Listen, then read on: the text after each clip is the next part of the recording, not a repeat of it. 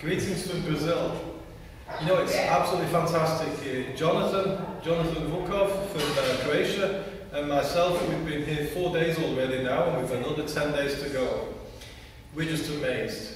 We heard that Brazil was a special country. We heard that Brazil had many, many Christians. We always had the view that God would raise prayer and missionaries from this country, but now we're seeing the reality. We came about 4 days ago. We flew a long time, a 12-hour flight from our town, and we came to Sao Paulo. Sao Paulo's got 50 million people, and they say that 30% of them are born-again Christians. We went to one church, a Baptist church there, Bethel, and it's just a wonderful church. We came in the doorway, and we went into this car park. It was like a multi-story car park. They have 300 car parks there. That was the church car park. Somebody took the key from the car and greeted us. They had the computer and the video thing there looking at things. And we're inside the church with a smile. Greetings, hello. And you can imagine a Sunday morning service, people coming in there. Then we looked up at the church. It had 15 floors. The main meeting hall, 1,000, more than 1,000 places. And so beautiful, you can't imagine. And it was absolutely packed full on the Sunday. While we were there, they opened their hearts to us. We were there for 2-3 days. We had a youth meeting for teenagers. And we were told to share stories about the gospel. And we did, and they prayed. And how they prayed? 100 children. And then in the evening, we had a youth meeting, where this is the older teenagers, and they had their own group, a fantastic group, and you should have seen it. Pastor Jonathan from Croatia, he's a musician, and he does really good things, and they included him in their group. They asked him to sing, and as we got to know each other from day to day, they gave him 5 songs to sing, and he sang in Croatian at first, and then they sang in Brazilian, or Portuguese they call it, with the PowerPoint, and it was just dynamic to see it, and the freedom of these people. The Saturday evening we had an 18 to 30s, or 35, and that was just great. Another 100 people, different people.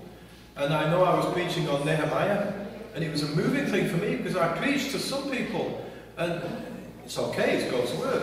But in Brazil, you say that Nehemiah was burdened because of the sin of the people, because of the destruction of Jerusalem, like the destruction of the Balkans. And people were crying. People were moved so easily. And then I was told to give an appeal, not just who wants to become a Christian, but who wants to become a missionary. 10 people came out to the front.